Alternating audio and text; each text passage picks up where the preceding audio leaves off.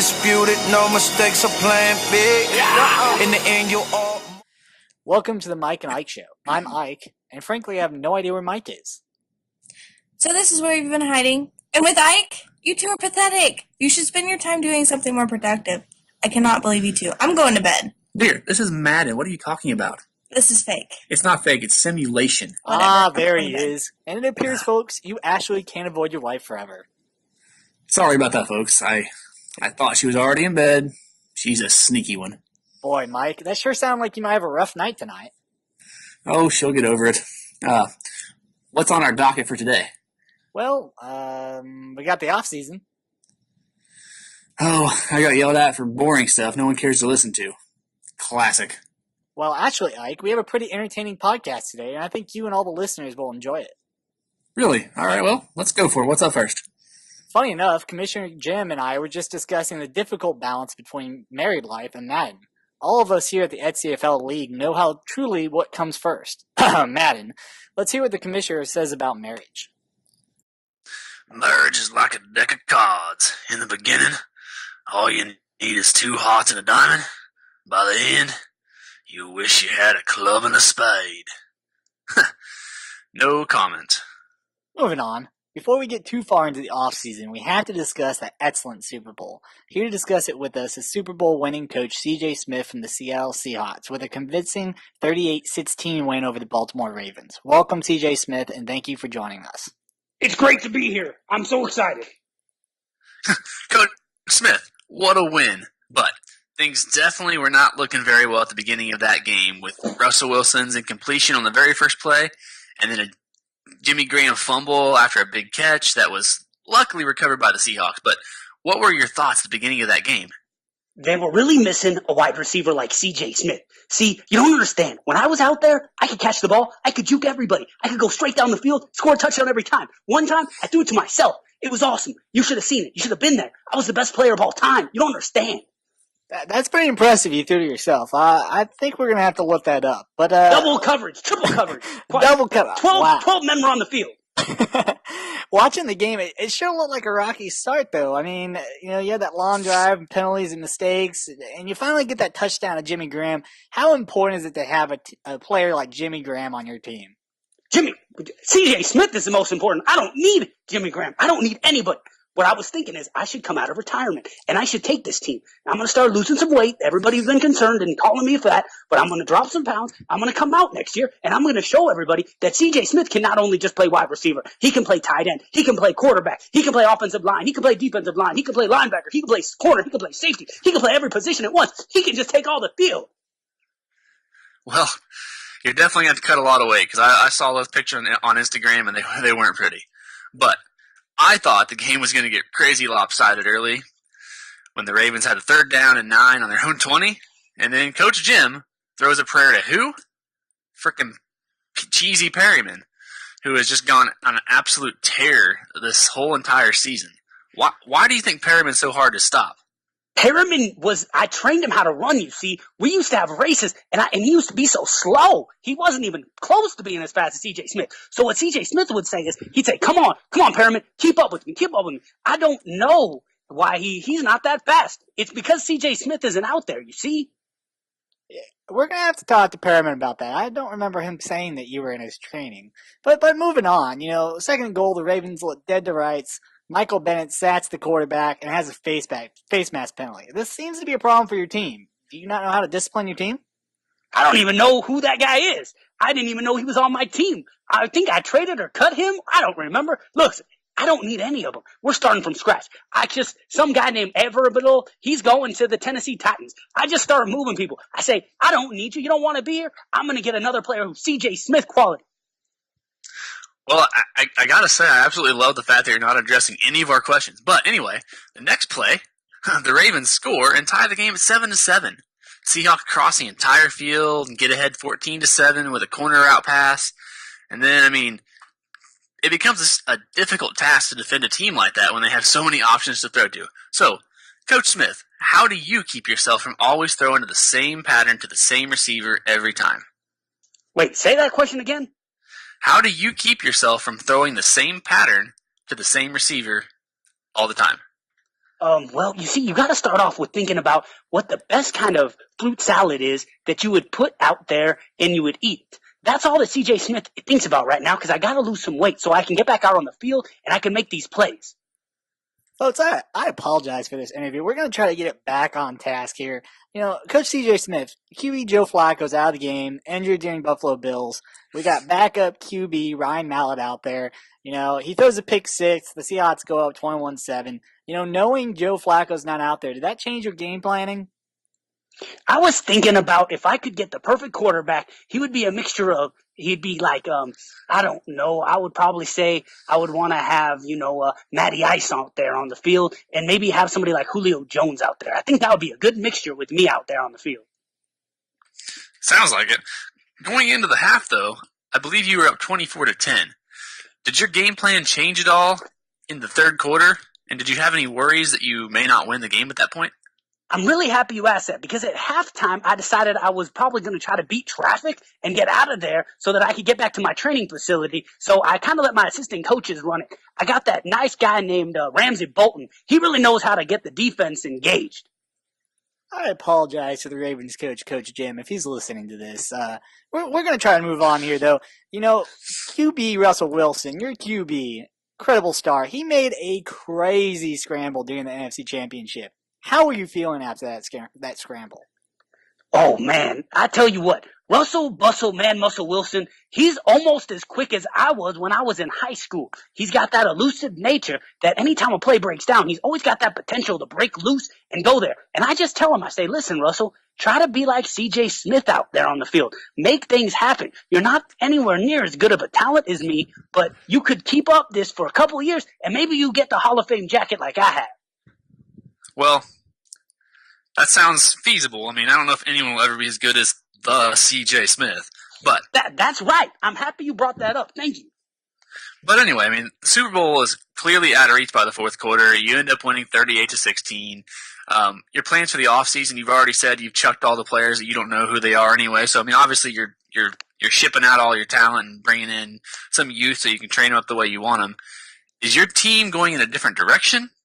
Well, I had Cam Newton, my strong safety, or Cam something. He came to me and he said he wanted to get kick returns and stuff like that. And I said, get off my team. You're done. You're not fast. You're not good. You're nothing. You're nobody to me. And then I had a guy named Clintus Averino, and he came to me and he said, I want to do something special. I want a contract bonus. And I said, I don't even know who you are. Get me a water and get out of my face. So he's gone. Lots of movement. But here's the key thing. We got me. And that's all we really need, because if I make my return next year, there's not going to be a player out there that can guard me. Well, thanks for coming, Coach Smith. This was definitely an interesting interview. Good luck to you next year. Thanks, guys. Thanks for coming. Make sure you buy my book, CJ Smith, The Rise and the Success and the Greatest Man Alive. Well, I'm not sure how next season's Super Bowl will top that experience, but I know every coach in the XCFL feels that if they made just a few small tweaks and adjustments, they can be the team in that big game this upcoming season. True, Mike. I think a lot of coaches feel that they are just a few pieces from greatness. And then you have Coach Ricky Vaughn, formerly of the Buffalo Bills, that has decided instead to coach the Cleveland Browns? What? Are you serious? How did I not see that? I don't even know how to respond to something like that. Well, let me put it in words the listeners can understand. It's as if the coach had a really fancy pair of underwear lined with gold, and instead they decided to wear a heavily used, abused, and poop-stained pair instead. He did not let me know about this. I got to call him immediately.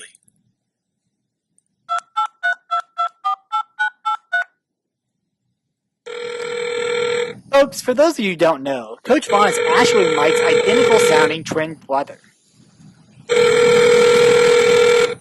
Coach Vaughn here. What can I do you for? Who answers a call like that? Vaughn, Mike here. What on earth are you thinking? Wow, you heard about my decision for plastic surgery already? What? No? What for? We'll discuss that later. Ike and I are calling to ask why on earth you'd want to coach the Browns. Weird family here, folks. Stick with us. It was just too easy being the coach of the Buffalo Bills. I want a challenge, and I just didn't feel challenged enough with the Bills. Coach Vaughn, Ike here. Might the Browns just be too difficult of a challenge? Who knows what that coach is thinking? Well, folks, we need to take a quick break, and amazingly, we have our first sponsor. We will be right back, right after they ask you to buy something you don't really need, but you'll be compelled to buy anyways. Zach for Dapper Adult Diapers. Enjoy life? That's what Dapper Adult Diapers are all about. Because bladder control problems, Dapper really works. Dapper Adult Diapers have an extra layer of protection no other adult diaper in the marketplace has. You can feel safer, more confident, even behind San Diego's offensive line. Dylan Thompson here, QB of the San Diego Chargers and MVP winner of XCFL. Coach doesn't know I'm doing this, but I gotta make money somehow. Dapper Adult Diapers came to my aid after crapping my pants during the Kansas City Chiefs Week 14 matchup. That extra layer of protection sure came in handy this past playoff game against the Buffalo Bills. I depend on Dapper, and you should too. Get the proven protection of Dapper Diapers and get back into life. Welcome back to the Mike and Ike Show. The last thing that we need to discuss today is that craziness that's going on this offseason. This offseason is very interesting with it having an accelerated schedule. Boy, it's flying by. The XCFL league administrators have taken off the handcuffs and loosened the restrictions, and boy, the trades are happening one after another.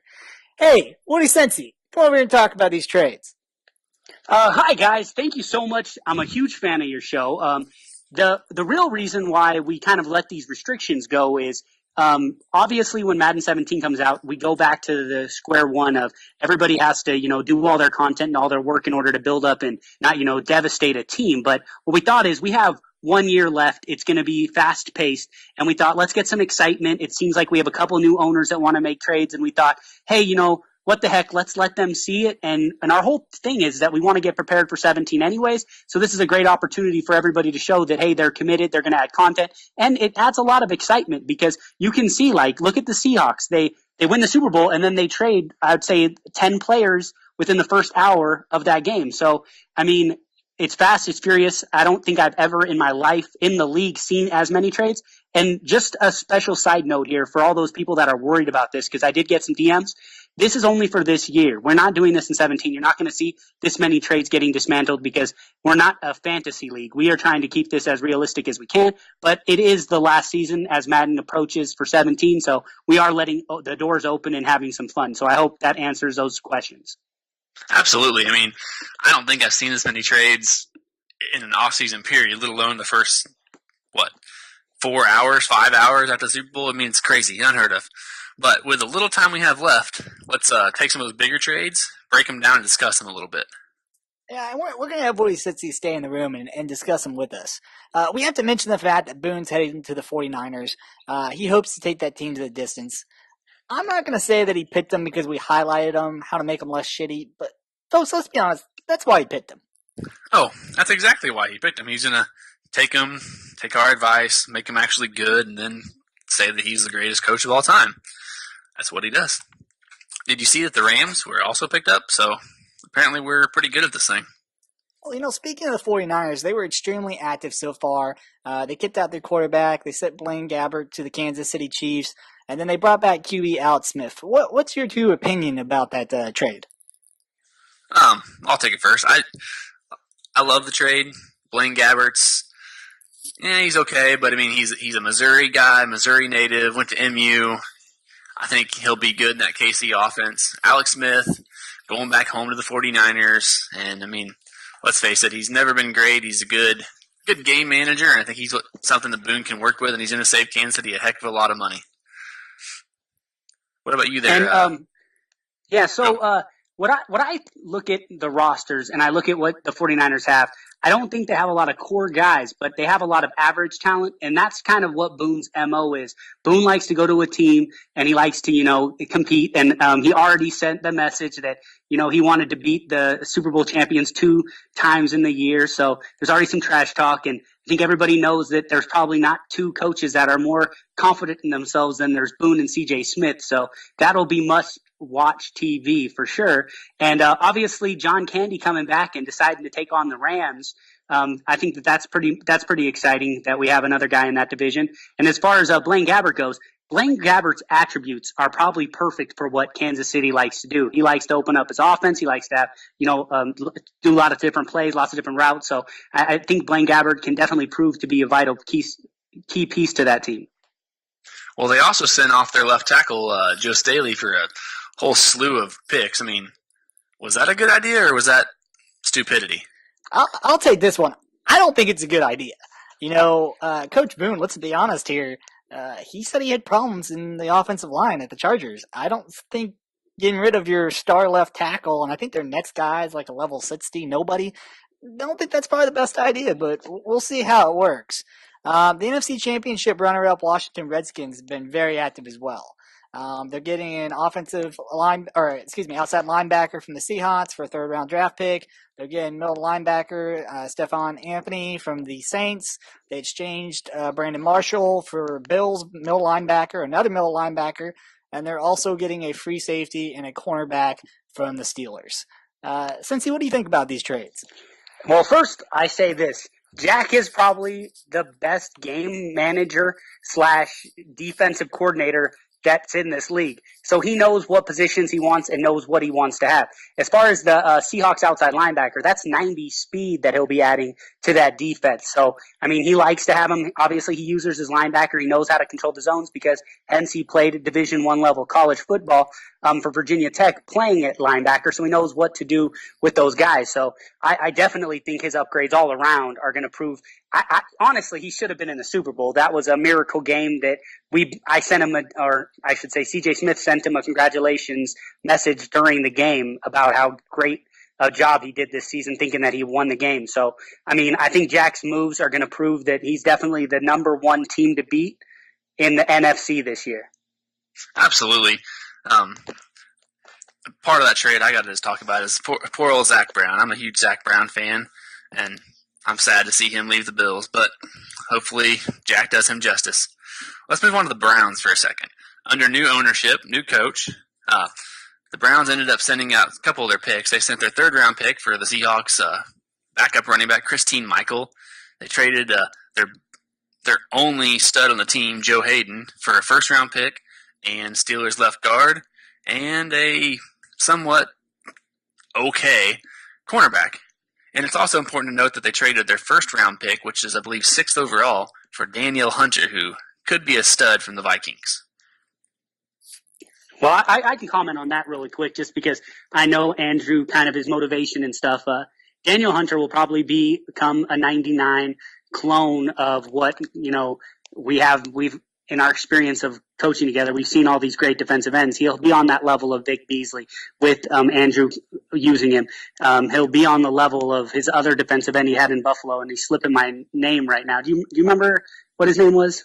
Oh, Sean Forrest. Sean Forrest, that's his name. I hated that guy. But anyways, I look at what he does, and he makes these moves because he looks for very specific things that meets the way he plays. So I've said this, that once Andrew joined the Browns, they're a playoff contender, no doubt. Maybe even a Super Bowl contender because he knows how to manage a team well. He knows how to make the moves, and I don't see anybody in the AFC that has a team that's that superior to what he will make the Browns before the offseason concludes. I mean, you can see his moves already.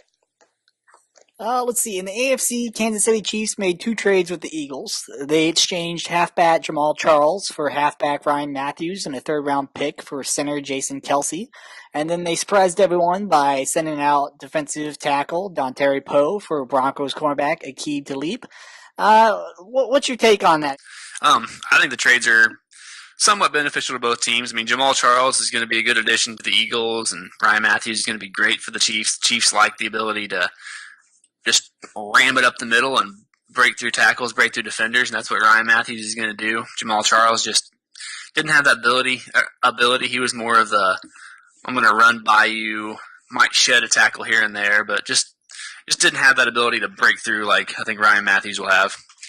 Jason Kelsey, great addition to the Chiefs. He's going to really shore up that offensive line and give Ryan Matthews some room to run behind.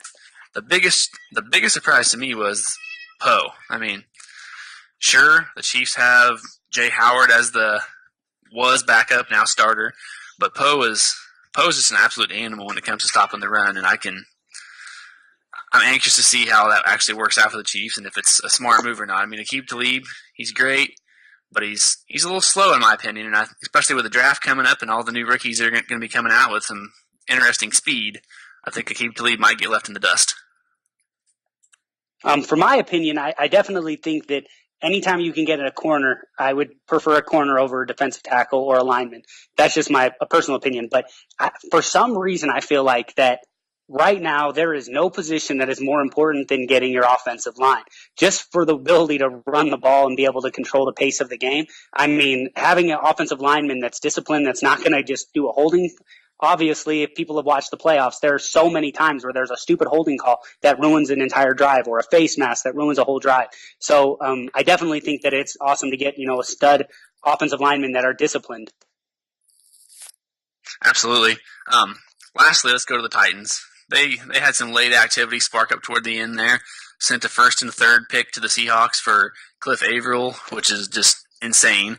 And they sent their middle linebacker, Avery Williamson, to the Redskins for, I might butcher his last name, but I'm going to call it Stephen Pia. So what are your thoughts on that? I'll go first here. C.J. Smith, who we had earlier in the podcast, I don't know what he's thinking. Averill, you can't give Averill away. And then to do that and get rid of all the other players he did, I'm not really sure what he's thinking. He did it for the first and a third pick. I'm not sure. What's your opinion? Well, they're already opening up an investigation for some kind of collusion because of the relationship that Dan the Man and C.J. Smith have. They're such close friends that it looks like, why would he give up, his best defensive lineman who's just a beast? There's also an investigation on Bobby Wagner. But, at the end of the day, C.J. Smith is an absolutely insane coach for a team, and he probably was either on some parties with Johnny Manziel. I guess enough said since I try to keep everything PG-13. But, I mean, you could see right after the game that he probably wasn't in the right presence of mind to sign all these deals. But, he makes moves. He does things that people probably don't think make a lot of sense. Well, I honestly don't think make a lot of sense. I think we can all agree there. Even more trades occurred and are continuing to occur. It's been an absolutely insane offseason, but that's all the time we've got. Good luck to the teams for the rest of the offseason and heading into the preseason. We have a lot of great things planned for the 2016 season of XCFL. You got any final words for us, Mr. Woody? I just want to say you two are awesome. I'm a huge fan. I love to listen to you guys while I work out. I hope everybody enjoyed this episode. You guys are just absolutely amazing. Thank you. Well, if anyone has any suggestions or comments for the podcast, please shoot us an email. This is Mike from the Mike and Ike Show, signing off.